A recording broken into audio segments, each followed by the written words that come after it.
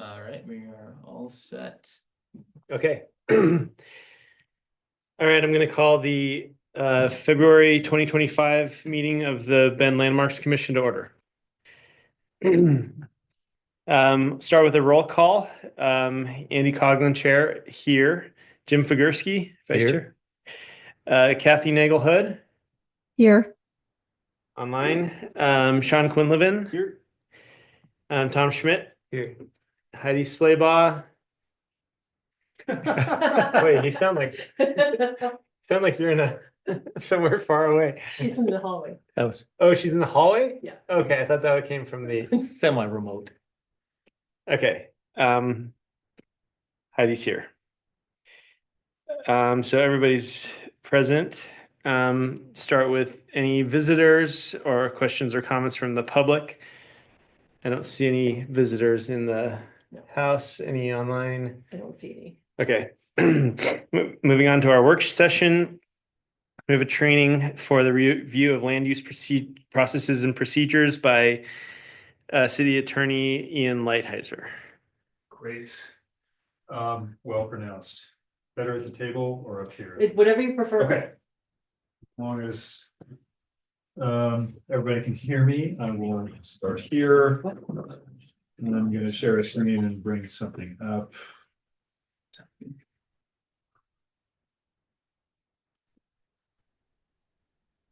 And then this. Okay, great. Perfect timing.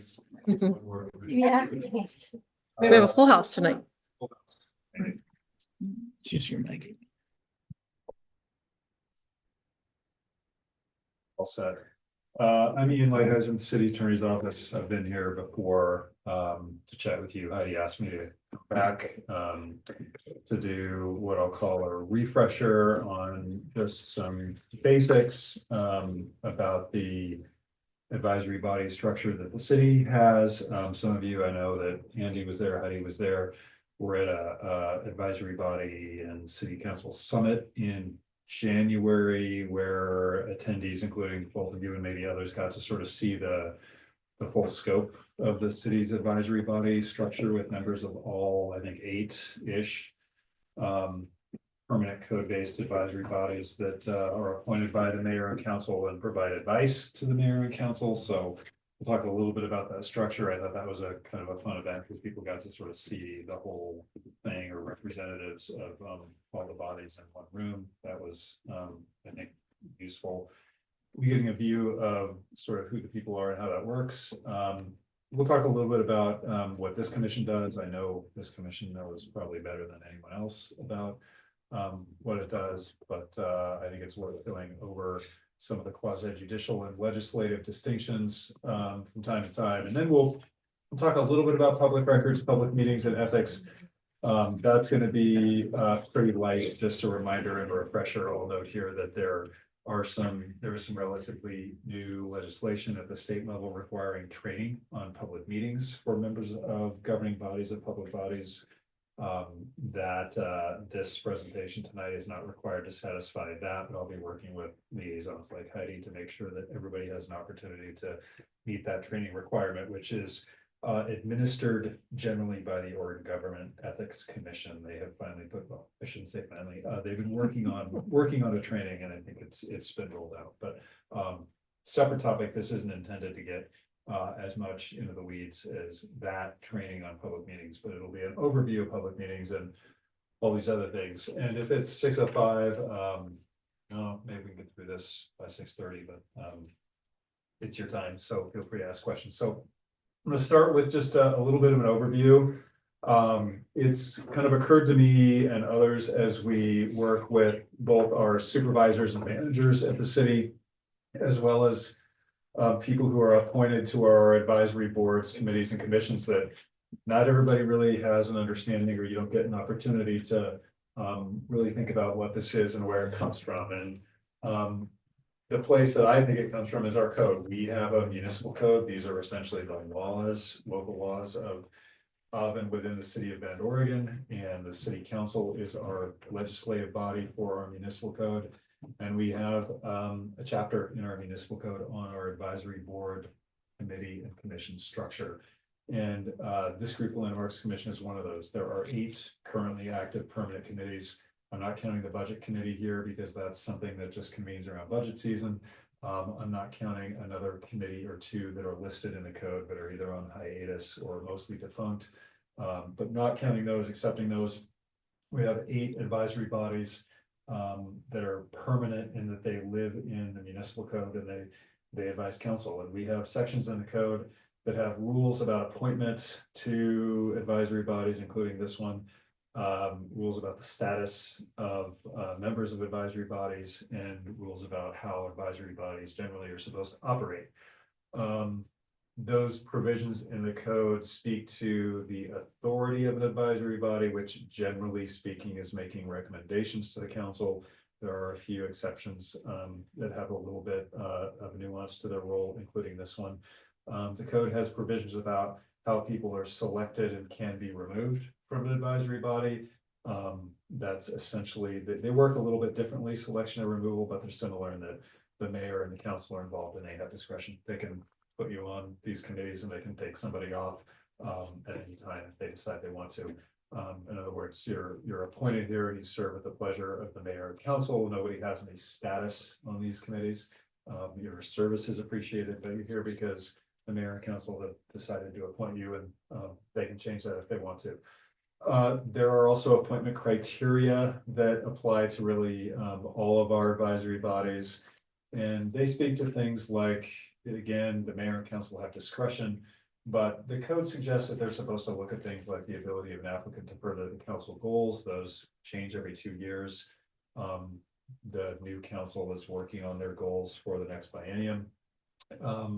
Those are always what sort of guide where the city's going, and we want people on our advisory bodies to not necessarily agree with everything the council's doing, but at least have an understanding of what the goals are. And even if they don't think the goals are exactly right or have the right emphasis everywhere, to sort of be rowing in the same direction, because the council gets to set the course.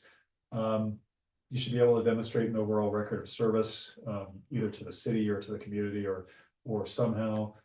We want different backgrounds on our advisory bodies. That doesn't necessarily mean that we want everybody to think the same way. We want some awareness of the council goals, some buy-in, but you don't need to be in lockstep, and we don't want a bunch of people who think the same way. And we want some measure of diversity, including to the extent we can, having all the community represented across our advisory bodies. So these are things that are baked into the code that I think reflect some of the principles that we like to I think go to when we're populating these groups. And these are things that you can think about as you do the work and making recommendations. In terms of status, the code is also pretty clear in that members of advisory bodies or volunteers can't bind the city to anything, can't commit the city to anything, generally speaking.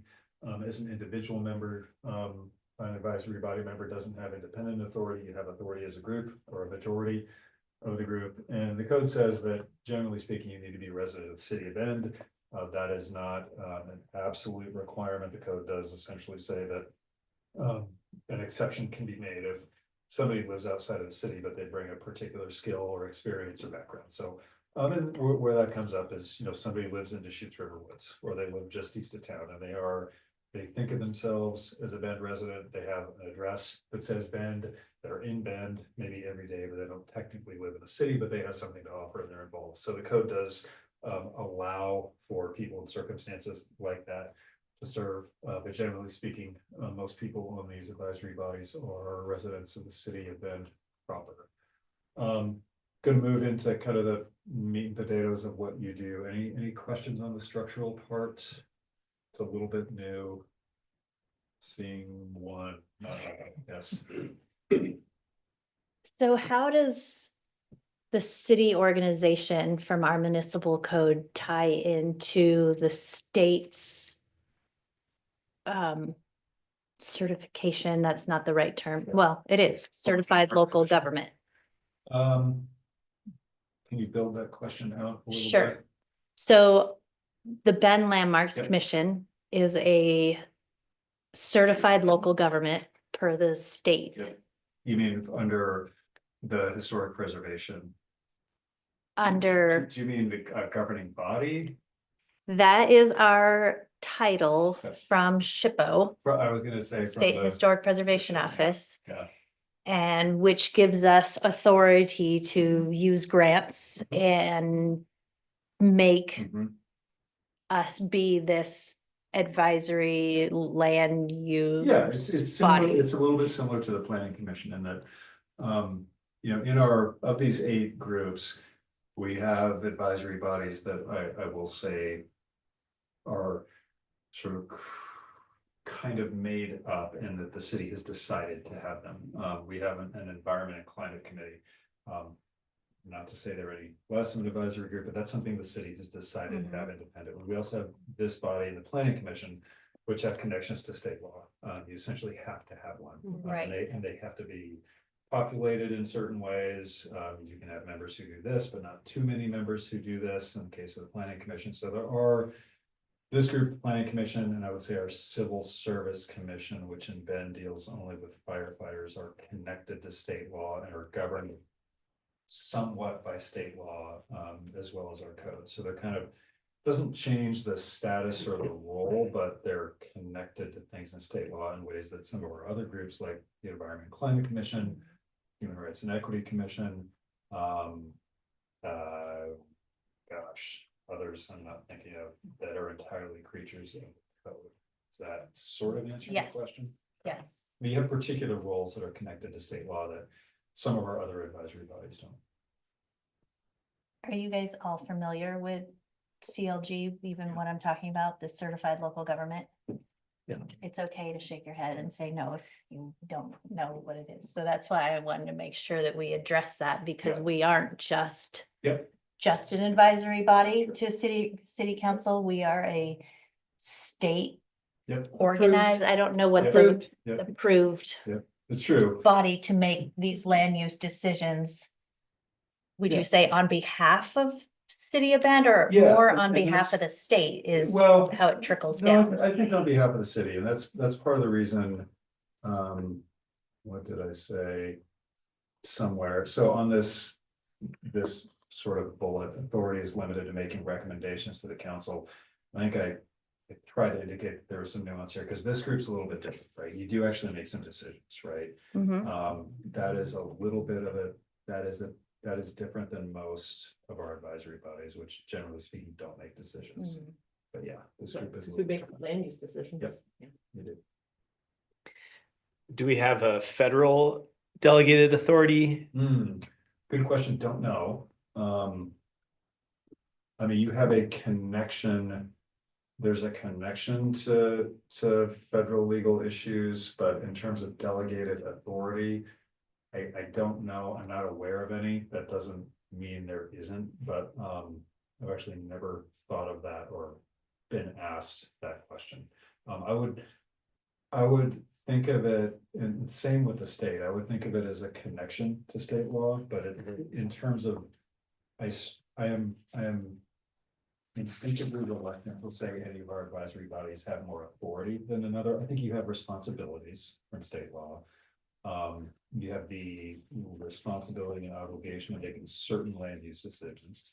And we can talk about in detail, you actually have a lot more leeway to make some land use in making some of those land use decisions than any other land use decision that gets made by staff or planning commission or city council, because of the way our code works. You have discretionary standards in the historic preservation code that don't exist anywhere else and aren't really allowable anywhere else when it comes to housing. So you do have some latitude, you have responsibility. I'm reluctant to say you have more authority. Okay. As far as being that I sit on both our local Bend Landmarks Commission and essentially the state Landmarks Commission, that's Yeah. not what we're called, but our guiding principles are from the National Park Service, as you guys all know. So the national level goes down to each particular state. And then the state, if there are communities that don't have certified local governments, the state reviews and makes those land use decisions. what the certified local government does is it makes this body of people, I don't want to use the wrong legal terms, so, but it makes us basically the liaisons taking on the state's authority to make those decisions at the local level. If they get appealed, obviously our decision gets appealed to city council, and then it goes to the state body who would review it and say what's going on. But it's basically the national level goes down to each state and then goes down to each of our certified local governments. And I would call that a delegation. A delegation. Delegation of responsibility, Thank maybe you. authority. I mean, it's a delegation of responsibility to make certain decisions. Yep. Okay. Moving into some of the basics of how you make those decisions, and this will be, I think, familiar to most, if not all of you. You more or less, and this is similar for the planning commission and for the city council when they're operating in the land use universe. You're making either legislative decisions or quasi-judicial decisions. They're different. You are focused on making quasi-judicial decisions, meaning there are particular things that are coming to you regarding particular properties. Legislative decisions are really changing the rules that apply to either all or a larger group of properties. So changing the development code to, require a greater or lesser setback for structures in a commercial zone. That's a legislative change. It's not one particular property. Somebody coming to the Landmarks Commission because they want to make an alteration to a property, that's a quasi-judicial application because it's one particular thing, one particular property. It's usually a property owner asking to do something defined. You're making a decision. It's a more discrete decision. And the silly graphic up there is meant to emphasize that when you're sitting, exactly, mango, just practice. When you're sitting in that quasi-judicial capacity, whether it's you or the planning commission or the city council, you are wearing the metaphorical black robe, and you need to think a little bit like a judge that has a case coming before you. The applicant is advocating, usually they've worked with staff maybe to get an application to the point where it's approvable, but it's ultimately your decision. You're presiding over the case of the application in a quasi-judicial setting. So talk a little bit about this. And again, you don't need to think too much about this, but this is operating at a policy level when you're making a legislative land use decision. You're implementing, you're changing, you're adopting, you're sort of reframing a policy through rules, through the development code, or the historic resources preservation ordinance, the sign code, or amendments to the plan maps. You're sort of changing the rules that apply to either everyone or a larger group of properties than just one property in a quasi-judicial context. Because of that, I'm bouncing around a little bit.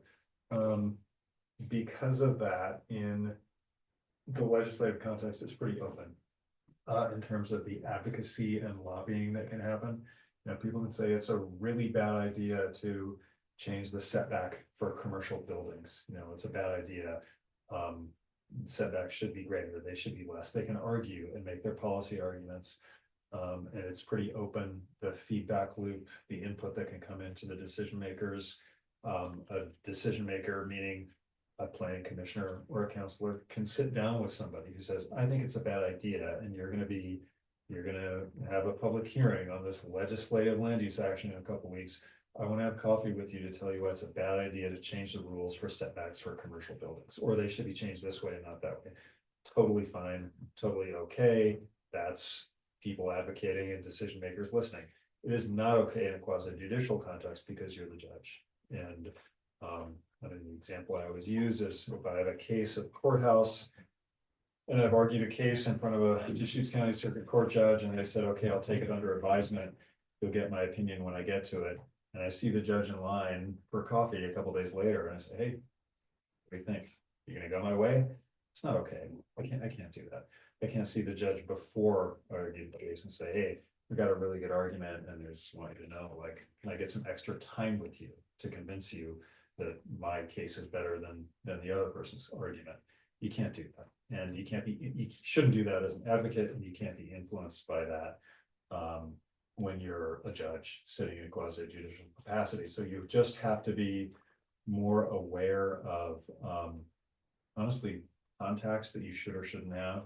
If you've got an application coming to you, you shouldn't be talking to the person who's the subject of the application. And you also shouldn't be the quasi-judicial application. You also shouldn't be talking to or really hearing from somebody who's opposed to that application outside of the public hearing. That's where it all needs to happen. Okay. We've gone over this before. There are really, at least as I see it, two basic things that you do: the listing and delisting, and then when there's either a new construction or an alteration or an addition. So that's mostly what you do.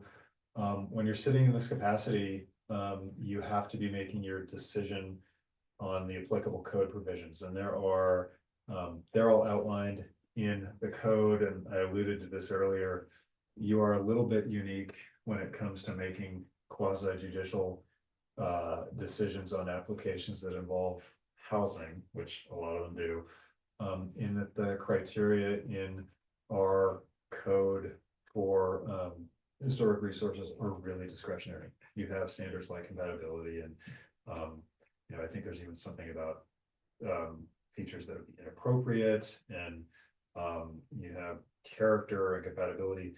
These kinds of ways to analyze an application when it involves housing are they're painfully illegal in every context in Oregon now, other than this one, more or less. When it comes to housing, any standards, criteria, procedures that involve the development of housing outside of this context, which is fairly limited, they have to be clear and objective. So inappropriate doesn't work, compatible doesn't work, consistent with doesn't work, linking to elements like neighborhood character don't work anymore. These are incredibly subjective, and the state legislature in Oregon and in other states have moved away from that because they're really easy to use to gum up applications for development. And the policy pendulum has swung towards making it easier to develop housing in every context, pretty much except for this one. So that is some discretion and subjectivity that you have, and you can wield appropriately because you're still allowed to.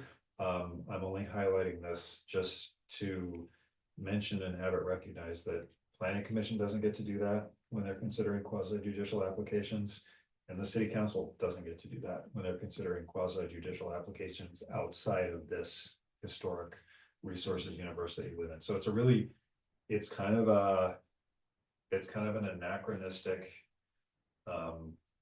untouched place that you're living in right now. The rest of the world has changed, and we don't get to do this. So Everything's Ian, got you're to be saying clear that's and a objective. newer, It's something that has mandate? changed gradually over the years. Yeah, Okay. and when I say newer, I don't mean like this year. Yeah. Oregon's had what's called a needed housing policy for a long time, but cities have sort of evolved their codes to be more and more compliant with making sure that all criteria are clear and objective and not subjective. okay, Most cities, I'm not just saying anything about Bend, most cities still have criteria in their development code that apply to housing or projects that could involve housing that maybe aren't completely clear and objective, and codes are complicated. Somebody pops up and says, I'm applying to do a thing in a property, and you're applying 21 criteria from your code to my, let's say, my subdivision application or my site plan application or whatever it's called in a particular city. You're applying these 21 criteria, but there are two here that you're trying to apply to me that aren't clear and objective, because they're not kind of a math problem. Something saying your setback has to be five feet on the side is clear and objective, that's measurable. But a criteria that says your side setback has to be sufficient to ensure that stormwater doesn't drain to a neighboring property. What does that mean? What does that mean? But there are a lot of criteria like that in various codes around the state and other states. They're slowly getting sort of highlighted and then eventually they need to be changed. The city had standards, some criteria in our, I'll call it our tree preservation provisions in the development code. That weren't really clear and objective, and that was part of the reason why the city undertook a big public process to sort of, I'll say, update, but really start fresh with a completely new tree preservation code last year. And we had the tree regulation update advisory committee that met 9 or 10 times, and we had a big project, and now we have a new section in the development code that is intended to balance housing production and tree preservation and try to get the right balance between these things that sometimes seem to compete with each other. And it also cleaned it up so that all of our standards in that new code are clear and objective. They're measurable. So, but when you see things like sufficient to, or equivalent, or good enough to, or compatible with, or appropriate for, your radar should go off other than this context, because those aren't standards that are clear and objective. I mean, Heidi sees this in the other work she does on other applications. So yeah, that's something that we can't do anymore in order. Do you think we're going to crystal ball, right? But I could see an applicant coming in, they're going through planning department and everything's clear and objective. And then, they're talking to us and everything's subjective. Some of And the criteria in the code right, are subjective. and are we going to get into that point and kind of get into a messy situation with the city saying, well, they're doing it this way and you guys are doing it that way, and Well, I don't think I mean, if you mean it by you mean this commission. commission. No, you're applying the city code, right? And what I'm telling you is that the city code, when it comes to historic resources, has a lot of subjectivity in it. You have to apply the code. In a quasi-judicial application, you are just working with a code that still has a lot of subjectivity in it. So that's what you apply. That's just gone away outside of the historic resources context. I don't want to say we don't absolutely have standards that aren't clear and objective, but we've moved away from them as best we can. One Constantly. party's doing her best. Right, we clean up the code as we find them. Right, because which they- we've been doing a big code cleanup to make them more clear, but they're still very, Who's been doing a good code? Well, we The last grant language. cycle, we had an architect come in and we made some recommendations For the historic resources. for updating the code. Okay, yeah. So to try to remove some of the Yeah. ambiguity that's in there. Yeah. But we haven't gotten very far. but Right, yeah, we should talk about that. I mean, Yeah. and these are two different things. Like, you want a code that's clear and communicates to applicants, proponents of a project as well as opponents, like what's required. I mean, that's fair. It should be unambiguous, and easy for people to understand. Can you have clarity and a lack of ambiguity and also have subjectivity? Maybe, I don't know, but subjectivity doesn't work in what I'll call the sort of the normal housing context. Can't have it. which I've always said is kind of another reason why we are a committee of multiple people, right? We're not just one staff person right. reviewing an application, because the criteria aren't necessarily Yeah. clear and objective, and that's why it goes in front of a public body to be reviewed. Yeah, and even with criteria that are clear and objective, you can potentially, there's still some interpretation that can happen, right? It's not always a math problem. Mhm. I'm using the 5-foot setback requirement. It either is or it isn't. Hypothetically, maybe you can still have some room for interpretation, even when things are objective. Maybe that doesn't make sense, but you can still see some discussion about whether criteria are or aren't met, even when reasonable minds differing, even when they look like they probably passed the clear and objective test. Is room for interpretation antithetical to something being clear? I don't know. That's a philosophical discussion. But you have a lot more subjectivity here. I mean, compatibility, it is no longer a thing outside of this context when it comes to a standard regulating the development of housing anyway. Okay. All right, I took you way off. No, it's okay. It's a good discussion. Okay, so quasi-judicial processes, there are procedural requirements and safeguards. They're set out in state law, and maybe won't go through these, but the idea is that everybody gets a fair shake, right? The applicant and opponents, they should have the same access, the same contact, the same ability, I'll say the same ability to influence the decision that you make. And that should be in here in the public hearing. It should be through the application process. It should be the things that are submitted into the record along with an application. It should just be all out in the open. Nothing ex parte. Again, the run-in at the coffee shop, somebody saying, hey, aren't you on the Landmarks Commission? I've got an application for an alteration of my house that I'm, getting ready. I just submitted it. The hearing isn't scheduled, but I want to tell you about it. You should make a big timeout sign, like don't do that. Submit it to the record, work with a planner, come talk to all of us at the hearing.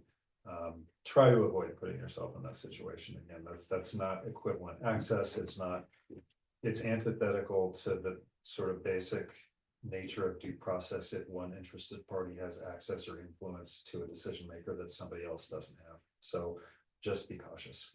It should all happen in here or in the record, right? There shouldn't be written communication or submissions that aren't entered into the record. If somebody ever emails you or texts you about an application they have coming, forward it to Heidi so she can get it in the record. It's not necessarily a bad thing if it happens. You can't control everything, but if it does happen, make sure it is disclosed and things get in the record and everybody has an opportunity to see it and potentially respond to it in the process if they want to.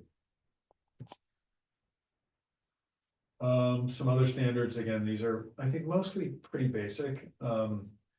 This is something that new members of a planning commission or city council sometimes struggle with when they come in and start having quasi-judicial applications and decisions coming to them.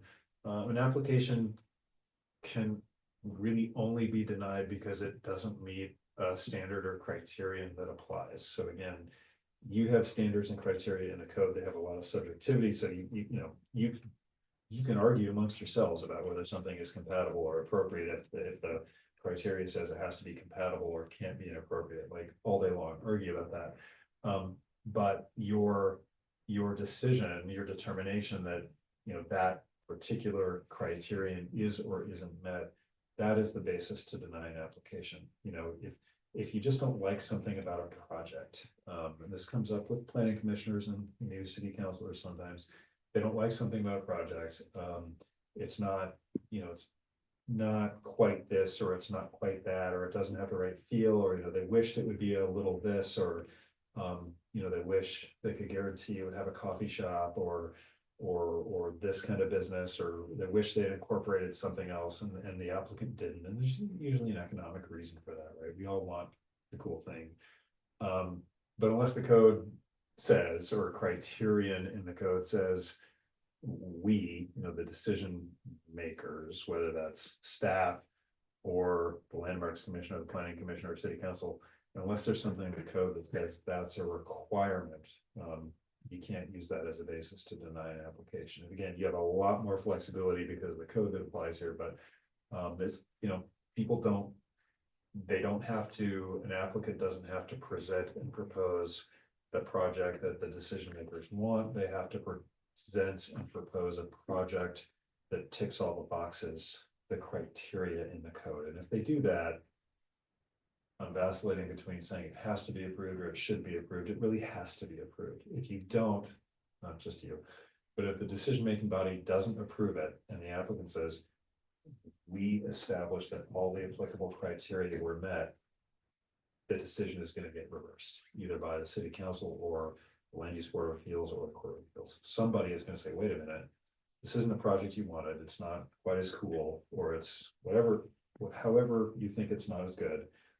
If it's clear that all the criteria are met, it has to be approved. And so this is a very rules-based, it's rule of law kind of at its finest. If somebody says, the law says I have to do 5 things, I've done 5 things, you can't on a whim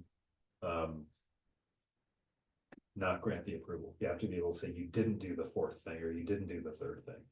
And again, sometimes reasonable minds can differ and sometimes there's an argument, but if you're focusing on not approving a project, you should be able to point to the code, the criteria, and say why. And doesn't mean you have to approve everything. Not everything is approvable, but you need to be able to point to the code criteria. And again, to me, that's fairness and due process. You can't have a code that says you have to do 5 things, and then kind of the mood changes or the composition of a planning commission or a council changes. Maybe they just don't like things as much, or they kind of want different things or have a different vision. The code is there to set expectations for the property owner, proponents of the project, opponents of the project. If like get really bent out of shape about this idea that, well, the vibe or the mood is different, so we can move the goalposts on people. We should not do that as government. If we don't like it, the legislative body should change the code. Add a 6th, I keep talking about these 5 things, add a 6th thing, or change the 3rd thing. If you want different rules, as the legislative body, you can change the rules, you can change the development code, you can change the comp plan. There are processes for that, but once we have those things in place, we have to apply them, or who are we, Sean? We don't apply the rules. Agree. So the rest of this, it's most of what you know. It's a little bit of a corollary to that discussion when you're talking about conditions of approval. If you want to impose conditions of approval on an applicant, you've got to the applicant can agree to anything, right? If there's nothing in the code that says properties on this block have to have a red door, right? There's nothing in the code that says that. But if a bunch of decision makers say, we think your project would be a little better, your alteration would be a little better if you added a red door. If the applicant says, gladly, I'll add a red door, you can impose a condition if the applicant approves it or agrees with it. That's usually not what happens. So if you're imposing a condition, you have to be able to connect it to the code. Just like if you're making a decision on an application, it should be connected to the code. Yeah. That's it for that. I think we covered most of those things.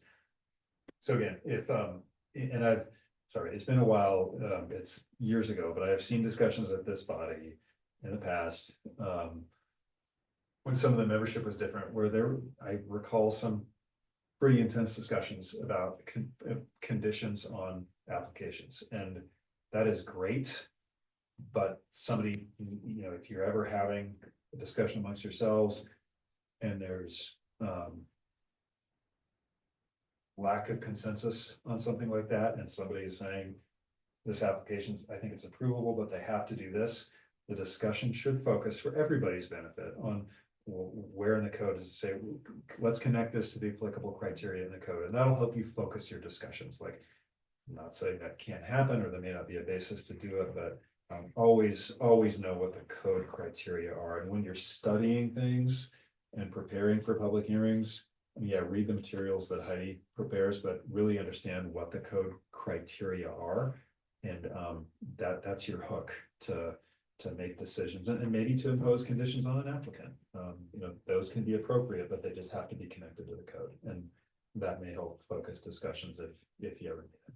We always have the code out in front of everybody. Yes, great. And I say it's kind of nuanced and discretionary, but also the code provisions for like an alteration to a store, they're fairly simple, right? They're fairly wide open in some ways, but they're fairly simple. They're not as extensive and lengthy as they are for some applications out in non-historic resources universe. Again, basic stuff to run your meetings. Chair runs the meetings, has the authority to make, it says rulings, it just means make decisions to move the discussion along if necessary. There are ways to question a motion. This doesn't come up very often. I don't think you really need lessons in parliamentary procedure. This is just kind of some, I guess, really personal insight. Save your deliberation mostly for after the public hearing is closed.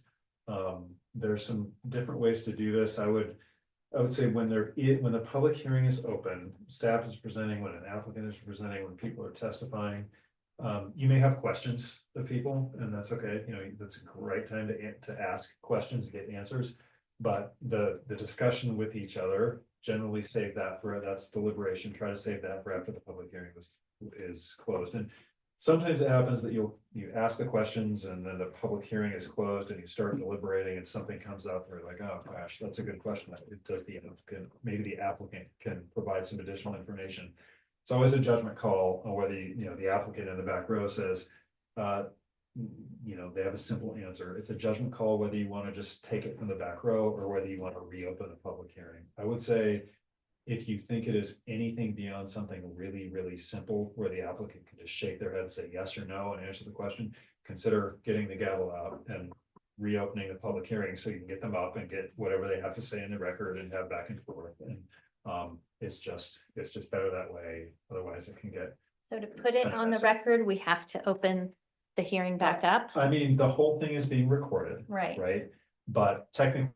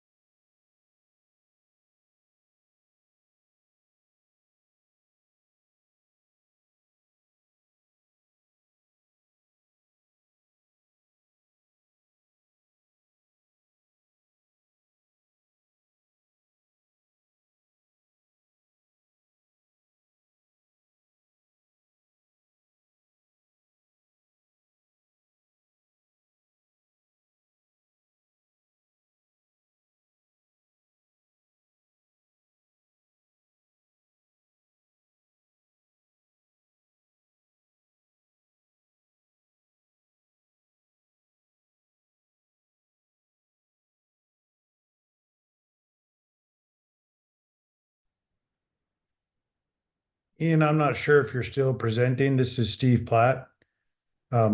but the audio appears to have dropped off from the meeting.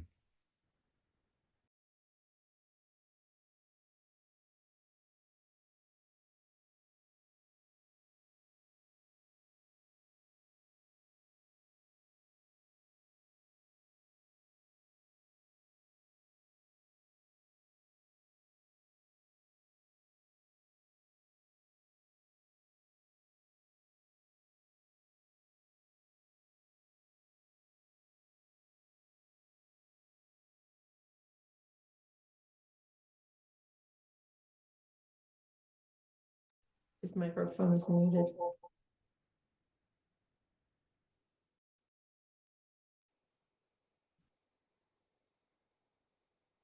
Is your mic on? This is Steve Platt again. I can hear now the audio again. Thanks. Can you hear us again? Yeah. I can now. I'm getting the echo, but yes, I can now hear.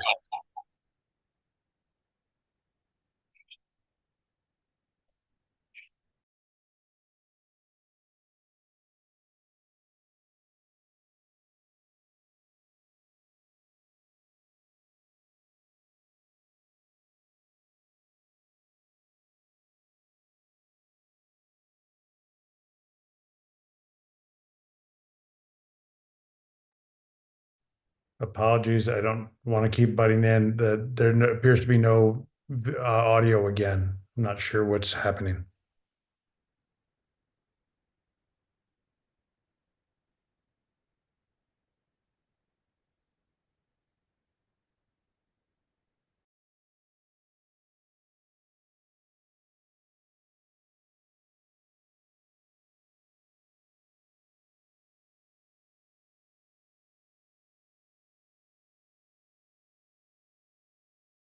Okay.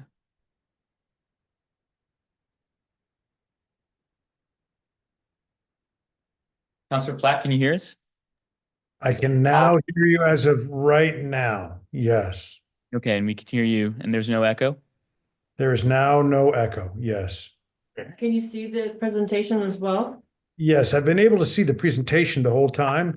And the volume, okay. For whatever reason, the Zoom on this computer just crashed, Yeah.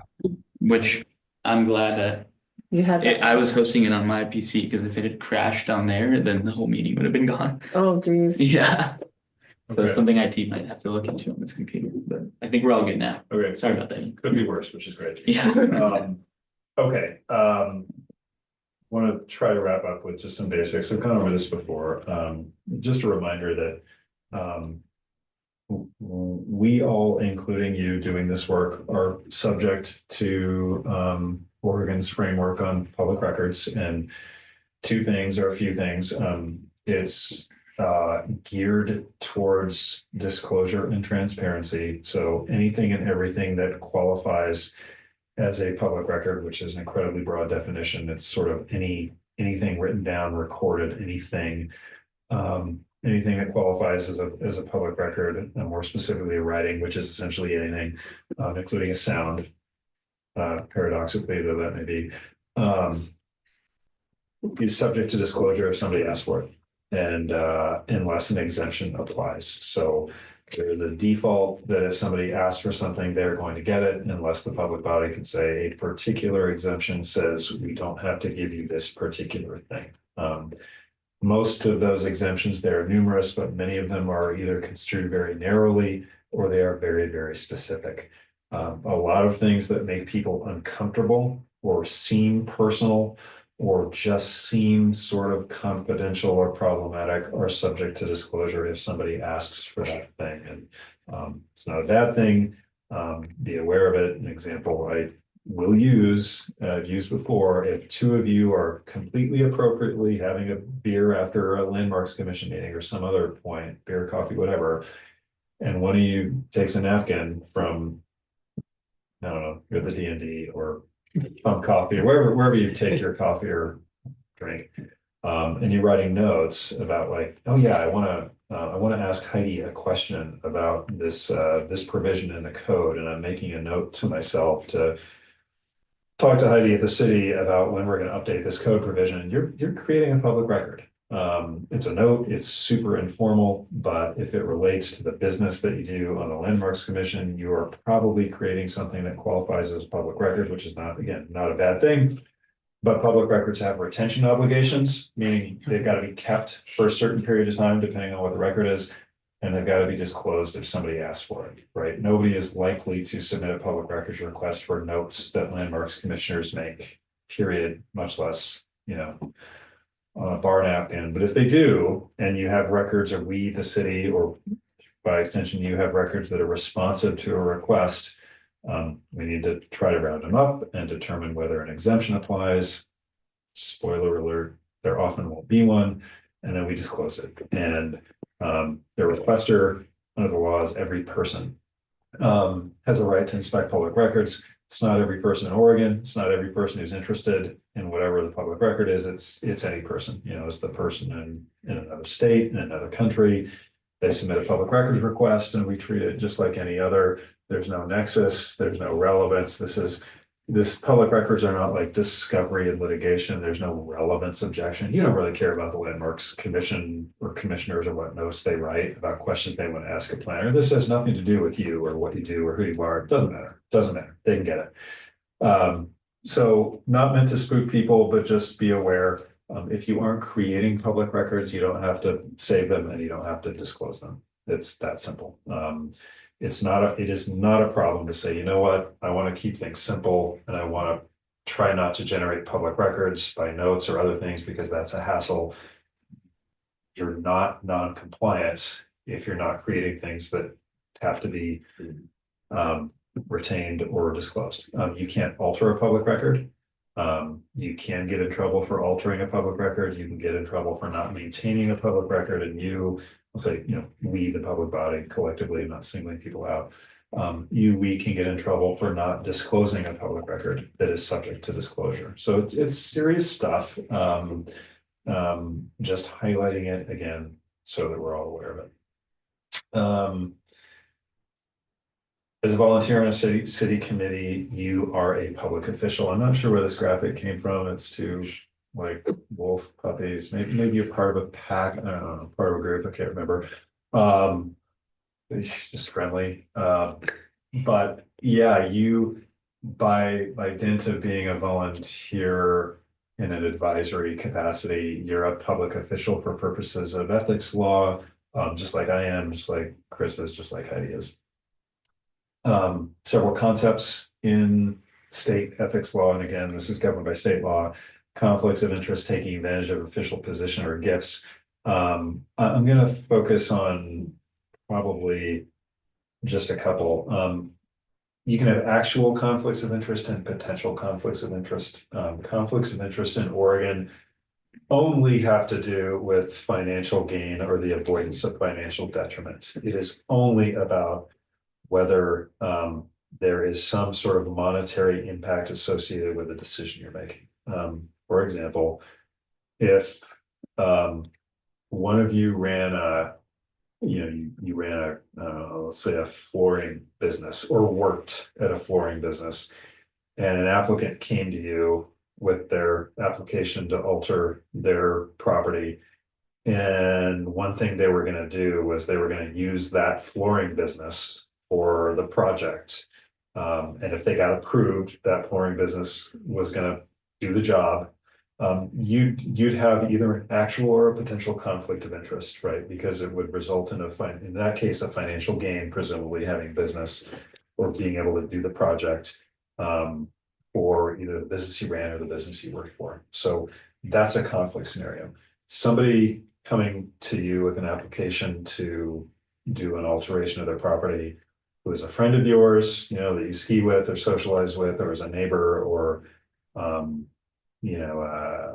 former business partner, or your cousin, or whatever, that does not usually create a conflict of interest because you know somebody or you're friendly with them. You still have to be impartial. You still have to judge the application based on the criteria that apply.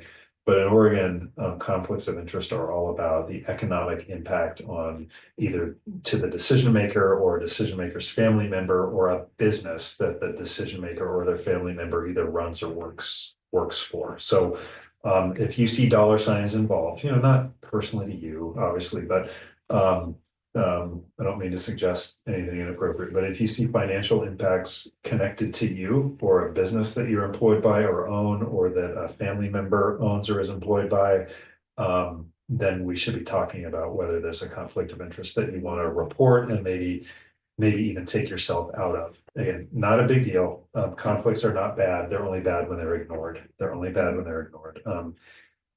We have a city councilor and she's really good at this. I don't think she would mind me saying this. We have a city councilor who occasionally has conflicts of interest, or either actual or potential. The law sees these two different things related to matters that come before city council. And the city councilor is really diligent about looking ahead, seeing these, and they sometimes either declare and participate if the law allows, or they declare and recuse themselves if the law requires. But declaring is great. We almost want conflicts, because we want people who are, say that carefully, but we want people who are connected, right? Who have knowledge and understanding and are kind of out in the world.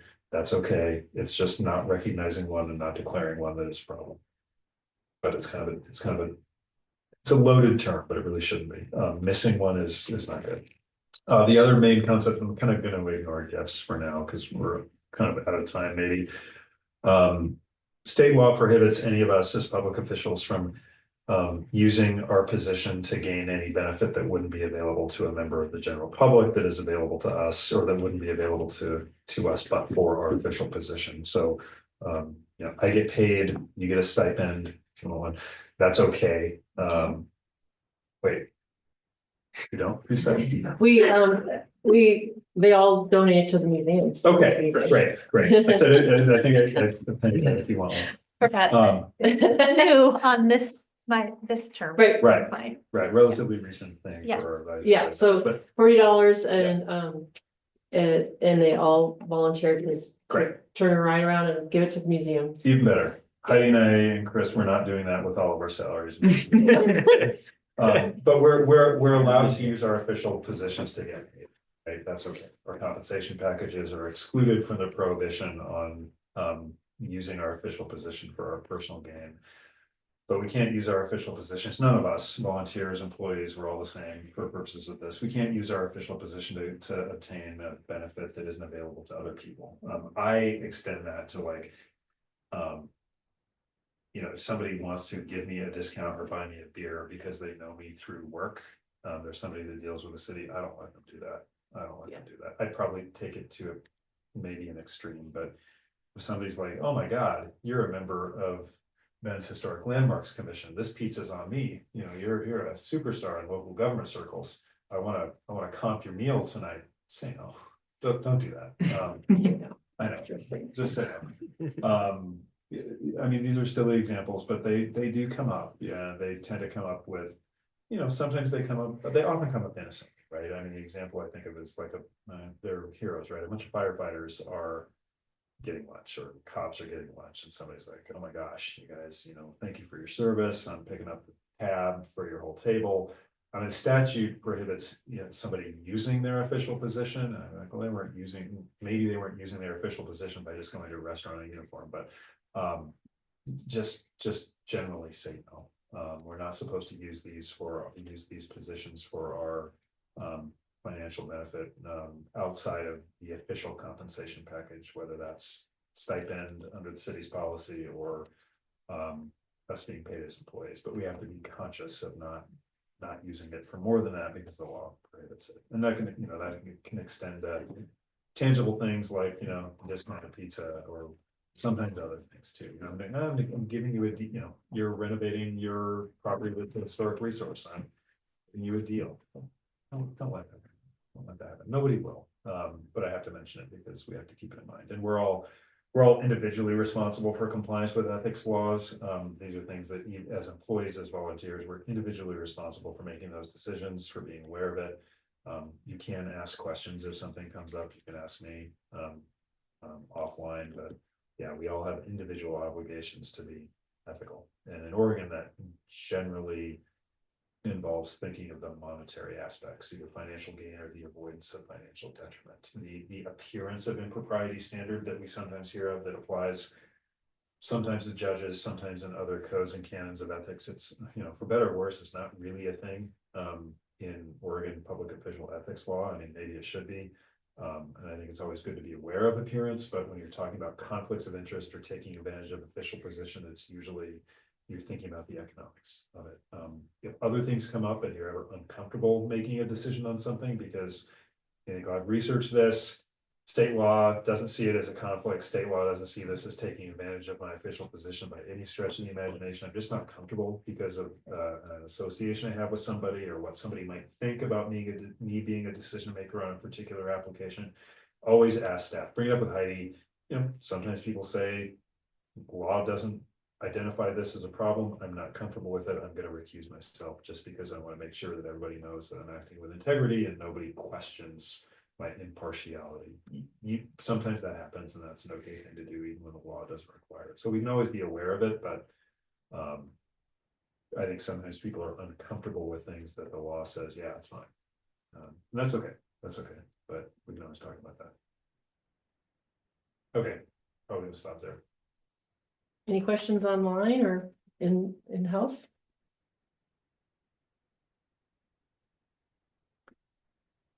So one of the things that you said that the Landmarks Commission can do is nominate or add or remove historic. Yes, that's in the code. Or basically, I think the council actually has to do that. Yeah, I think so. Let's see what the code That says. would that be Yeah. would that be I think that's a locally recommendation. Yeah, it's a recommendation. recommendation to council, but that would only be like locally listed. Yes.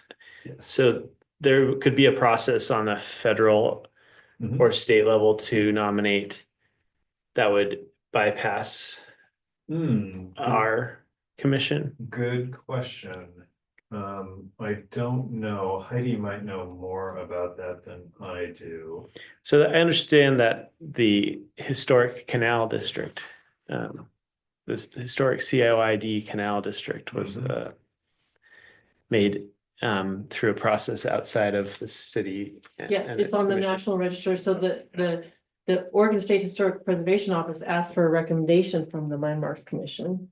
And they wrote a recommendation, letter. Oh, the Landmarks Commission did at the time. Yeah, at the time, just saying their opinions, and they basically said that they didn't think it was, They did not. did not think it qualified Yeah. for, I mean, that was kind of they weren't in complete support or whatever. Okay. And then, so then what happened was the State Historic Preservation Office asked the State Landmarks Commission what they thought, and I think that they recommended approval, and then the office sent it off to the federal department, somewhere along the lines, it got approved. When was that, Heidi?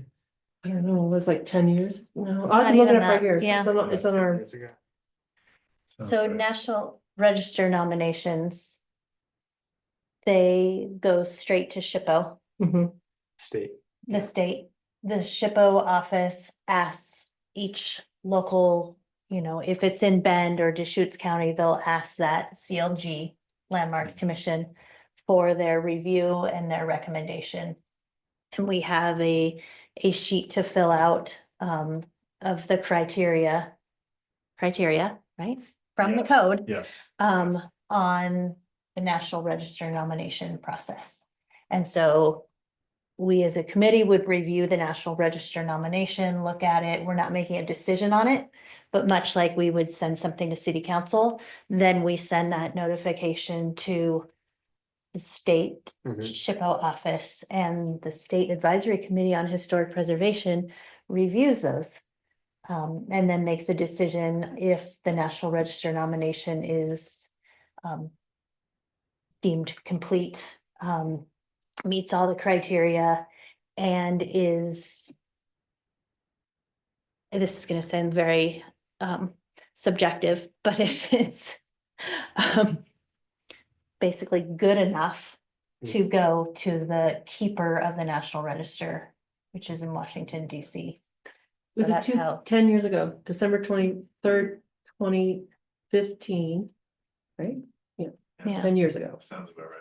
So the Pilot Butte National Historic District was signed at the keeper. Mhm. So I'm sorry to interrupt. No, that's good. Yeah, yeah. Portions of it Yeah, were approved, portions were not. yeah, the process in the city's code just applies to designating a building or a site within the city, which requires a quasi-judicial application that involves an amendment to the city's comprehensive plan where we have buildings and sites We listed do in the monuments, right, so that's its locals, own different local level. local only process. Okay. Yeah, I don't know how often you've dealt with something from the state of the feds. Just because of the certified local government status, they ask, they send out public Yeah. requests for comments. Yeah. For whatever, like the Troy Field had was being nominated on yeah. the National Park That's right. Service. That's right, and that was Listing. initially not. It was Not then right. not Right. approved, but so they asked for, a response from Yeah. the commission, Yeah. the Landmarks Yeah. Commission. So, another question I had is in a quasi judicial. Like, what sort of proactive, action could a commission take? Say for like an enforcement action, or is that completely a city staff and city manager delegated responsibility? So let's, There's a penalty section in the code. yeah, there is, let's talk about that, so, this commission. When you're talking about a quasi judicial application, it's somebody wanting to do something and you're approving, denying, or approving with conditions, right? So you're talking about enforcement, are you talking about something that maybe was approved or wasn't approved, or somebody's just doing something that's not in compliance with either the approval or the code? The two main conditions I'd think of would be an unauthorized alteration. Right, somebody just does That's- something. Yeah, that's either against what was approved or has not been through the approval. Yep. Or just a property that is not being maintained, a listed property that's not being maintained. Maybe we don't have a law against that or something, but Yeah, yeah. kind of an adverse use or neglect. Okay, again, I'm spinning through the code, so generally speaking, our historic preservation code that says any violation of the code is a class A civil infraction, and any violation of any city code provision is a civil infraction, either class A, B, or C, and then class A says that the penalty is up to $750, and that's sometimes assessed on a daily basis. Every day that the violation exists can be a new violation. And that's something that's processed by city code enforcement staff. Generally, we have a code enforcement team, and they are largely responding to complaints. Their ability and capacity to be proactive is limited. But if somebody made a complaint and said, for example, let's say somebody was conducting an alteration of a historic resource, and it's required under the historic preservation code that they apply and get approval, but they hadn't done that. That could be construed as a violation of the code and a civil infraction, and it will go to code enforcement. Now, how that actually comes up, somebody sees something and files a complaint or report in our system, and code enforcement gets to So there's no role for the commission in that. It's just, we could make the complaint as a member of the public. Yes, you could. So if you, I was gonna say, if you see something, say something. Not encouraging anyone to report or not report, but there is you can, what is it? It's, trying to remember the cute name for our reporting thing, Sean. Reporting thing? Yeah. For code enforcement. So it's like when you report a pothole or something. Yes. Oh, there's an adorable name for it, isn't there? There's a, you're right. Ben works. There you go. Ben works. Ben works. So, And works. yeah, sorry, I don't need to, not laud our service request system. It's actually a good tool, but yeah, if you Google BendWorks, you can create an account and you might have to do that, and then you could submit a service request, which can be a broad array of service requests, including Potholes. potholes, lots of things, but maybe, you know, there's a violation of the city's historic preservation code and it's at this address. Code enforcement is through a different part of the website. Is it? Community development. Yeah, maybe it is, maybe it is. But it's all findable, and so, no, they're not, civil infractions, even those involving historic resources or potential violations of the historic preservation code aren't adjudicated by this body. They would be investigated by the city through code enforcement, possibly cited, and there's usually a process. Code enforcement will typically say, okay, property owner, here's a notice of violation. This is us saying, we think you have a violation, here's what it is. Here's what we think you might do to fix it. You have a certain amount of time to fix it. Your daily penalties might be up to this amount per day. Here's our number, call us. And their goal is generally to get compliance, to alert somebody to the issue, educate, get them to fix it. Sometimes that doesn't work, and they get to the point, usually through some engagement or after some engagement, where they issue a citation. And that goes to the city's municipal court, so it doesn't come back here. Okay. That's all. I'm just gonna Yeah. give you a little update. Yeah. At the last grant cycle, we got state funds through federal funds through the state to look at the code, because we all are very frustrated. It's been 10 years, Yeah. it is outdated, and we wanted to make a real conscious effort to be thorough and make some recommendations. So we hired a consultant. And so we finished in November, and Renee is looking at it, and so is the state, you know, Right. it's just a rough draft. We haven't had any formal public hearings, we just had work sessions, but that's on the plate, and this is our wish list. Yeah. No, So, that's great, so it hasn't landed in your email box yet, Okay. because but it might. I know we know you're busy, and we're getting it to polished up state Great. before we. Okay, that's Yeah. great. And Sean, you're right.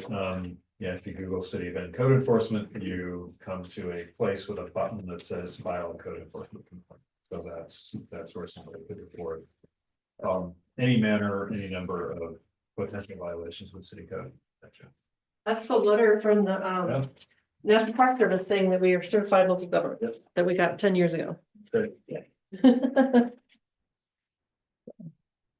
Thank you for time. I've often sent questions to Heidi Kennedy and said, hey, you know, I was driving down Georgia Street and I saw this going on. I don't recall it coming forward to us. Was this submitted for, you know, because it could be an administrative decision, right? And we didn't see it as the hearing body. And so what is going on? And she'll either tell me yes, no, or gonna go out and talk to them. And Yeah, and I think for this group, I think that's actually a just fine thing to do. I will be honest, I don't love city staff filing code enforcement complaints, because it's not that they can't, but city staff, like we sort of see things differently than normal people. If it's a What do we do? We safety go like issue- this everywhere. Yeah, if it's a safety issue, something that's truly dangerous or significant, yes, I don't care who reports it, it needs to be reported and fixed, but if it's. This may be different than a historic preservation context, but if it's something else that's kind of minor, I feel like city staff who, you know, it's like we know too much and we sort of see too many things, and I think.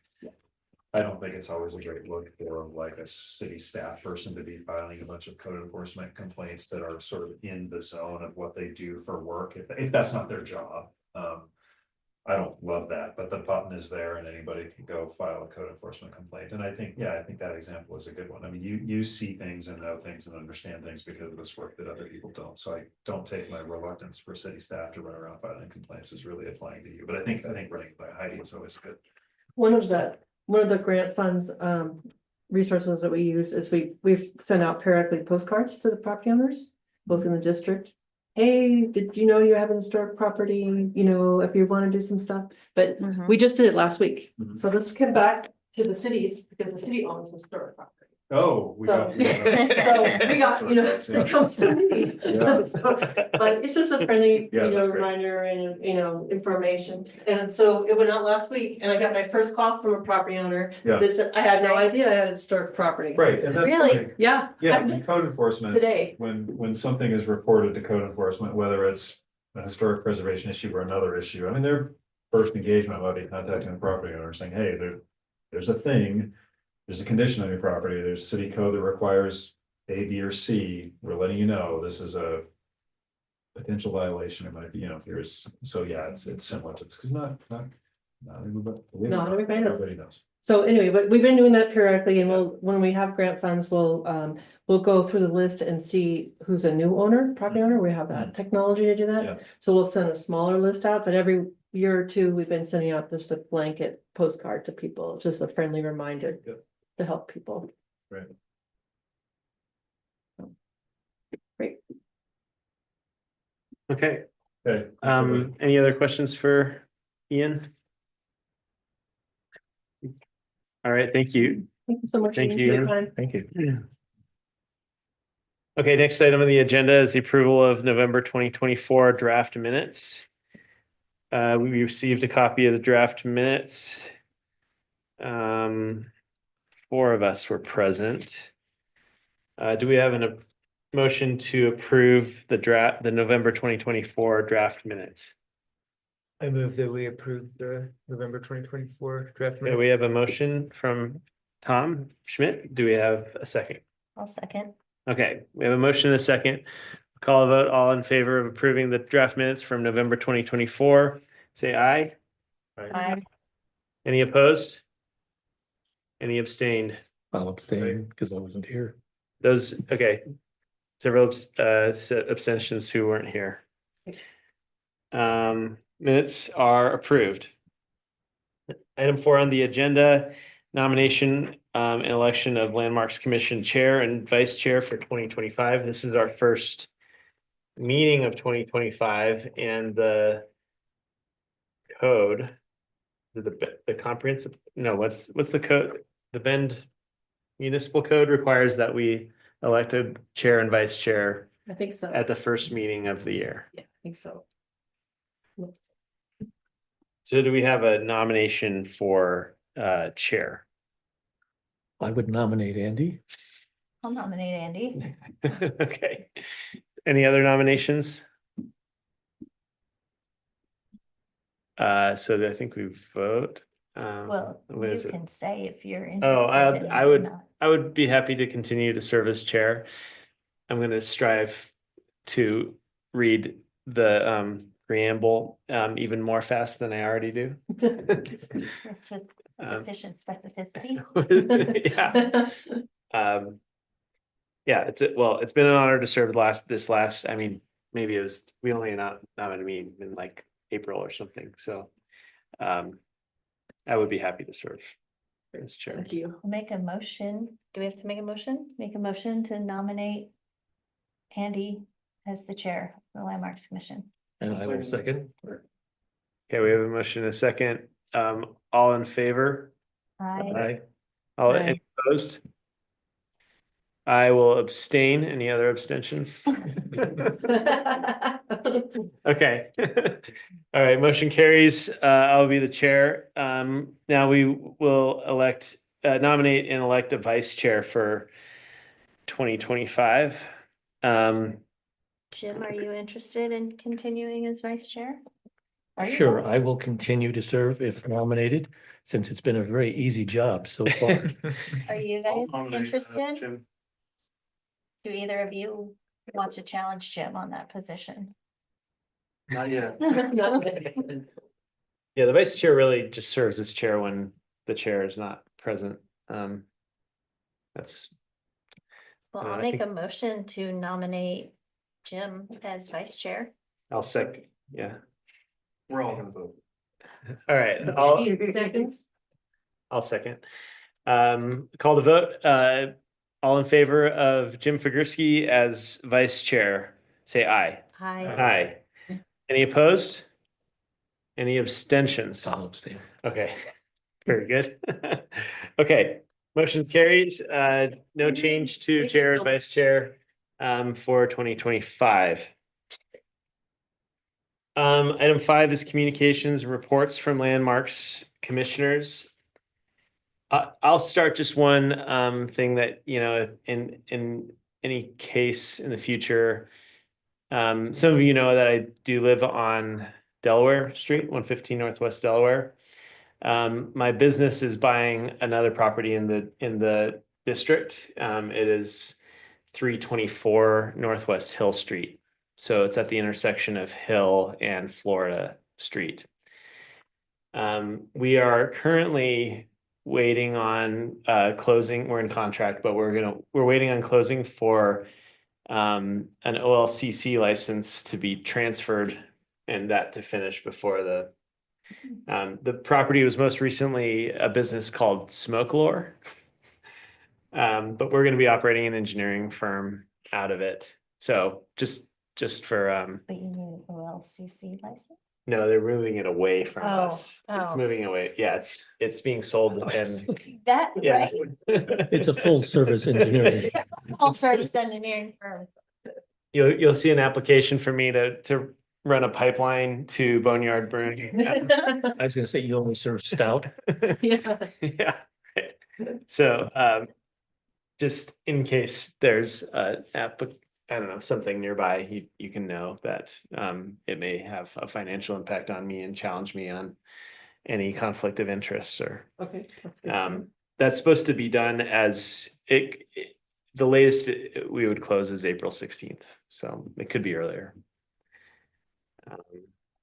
Congratulations. Yeah, it's fun. It is a property that has been before the commission. I think definitely before I was part of it. I think in 2018. Yeah. 2017 maybe. I restored. think it was 2017. It was restored to housing, and then it was converted to a commercial property in that retail cannabis property, which was sort of short-lived. And we're buying it from that owner. It's commercial zone as well. It's commercial zones, it's got 2 parking spots in the back, which probably wouldn't be needed under current code, but No. yeah. Looks great, has double pane windows. We're gonna be doing some interior modifications and, probably updating the electrical panel, but nothing that would be, before this commission. Okay. Great, congratulations. That's good. Yeah. Any other reports from landmarks commissioners? Oh, yeah, from staff. So I'm working on the grant paperwork. And so I was going to continue with the pass-through restoration preservation program that we have. I was looking at putting some funds towards multiple options for ongoing education. There's lots of conferences and things that we could spend grant funds on to send people. We have sent commissioners, out of state to different conferences before. And then also for some of the financial costs for having public hearings and doing the notices to all the property owners for when we do work on our code amendments. And so Heidi was able to find a bunch of options for some conferences that I could share with everybody, but if you're interested, we have the funds, we can do that. And there's even a virtual one for Oregon State that's coming up. I can sign everybody up. I can ask for the funds and we'll see the federal funds. We'll see what happens. Right. So Mhm. if you have any other ideas, just come talk to me or So you'll send that, I can do that. List I can out? forward it. Yeah, I thought we don't need to talk about it, I guess, Yeah. there's like 5 or 6 different options. So, yeah, a lot of so SHPO runs a number of conferences, every other year, every 4 years, just depends on their cycle. And then this National Trust runs conferences and Restore Oregon has some things. So I gave Heidi kind of a list of the more Oregon centric ones. I think she had sent one out that was like in Texas. And I was like, well, that'd be really fun, but I'd rather see us talk to people in other communities in Oregon and learn how other communities are doing stuff. So a lot of those conferences are really they're fun because you usually go on a tour, you know, they're in historic towns or neighborhoods of historic cities. And then, you know, you're talking to people like us. I mean, you know, who wouldn't want to talk to more people like us? The other thing coming up, May is National Historic Preservation Month. And we have started planning, and I say we, there is a small collection of people who seem to step up and volunteer their time to help plan Historic Preservation Month each year. And if you're not familiar with what we've done in the past, most of the times we'll do a kickoff at First Friday Art Hop in downtown Bend. We try to find a historic building downtown to highlight, and if it all works out, we get to do tours of the building. So a couple years ago, we did the old post office, and maybe next year we'll get to do that again with its renovation. And we've done the Liberty Theater, the Tower Theater, the O'Kane Building, The Boys and Girls the Club. Boys and Girls Club. It's the centennial of Bend High, which is the education center. And so the school district has offered to maybe host our kickoff event there. We've done, when we've had it at the Boys and Girls Club, we found a lot of people don't walk that extra block and a half, 2 blocks. They stay in the downtown core, so it is kind of a stretch for doing it at First Friday Art Walk. The other thing is Redmond's usually pretty involved too. Their Landmarks Commission and their historic downtown with all the renovations they've done over the last 10-15 years. They do a third Thursday art walk, right? So we might do a First Friday in Bend and a third Thursday in Redmond. With those events, we'll have representatives from the museum, usually Heidi and I, and we try to get some other volunteers and a couple people from the Deschutes County Landmarks Commission. And they've ranged from just pests, you know, having wine and lemonade and snacks to depending on the building, I've usually created some sort of a historic board, presentation board that talks about the history of the building. We also have, because we've been doing it for so long, I think we're up to maybe 15 to 20 boards. So we Bring put them all. out of all the other projects that we've done. And then it's our chance to do our advocacy of historic preservation, education in the community. It's not our only chance, but it's what we've collectively done in the past to just kind of focus one time of year to go historic preservation. So we have boards that talk about restoration, renovation, rehabilitation, and reconstruction with local projects highlighting each of those elements of preservation. And we have created scavenger hunts downtown, and we've had local businesses donate swag. They're not donated directly to individuals, right? They're donated to so little, you know, hunt for history scavenger hunts to get kids involved. We actually had a lot of adults involved in one of them one year because we had some good swag to give away. No, I think The other thing, I guess we've had, so Kelly from the museum, Kelly Cannon, who runs the museum, has a lot of connections. So we've got, you know, archaeological road shows and the not Tetherow Resort, but the Tetherow Homestead, you know, tours. County, yeah, tours. We used to have a great woman who would dress up in her pioneer clothes and do penny candy, right? Yeah. Like, you know, Tootsie Rolls that you used to buy for a penny. So different things each year, just depending on who we can recruit and what kind of connections. And then usually on the Deschutes Museum's, Deschutes County Museum's website is a whole list of all the activities. All month long. All month long, yeah. And then we get posters made and we pass out posters. We actually have a connection with the downtowners for the first time in the 20 years I've been here, that city downtown Bend wants to be involved and wants to start highlighting their historicness. The Downtown Business Association.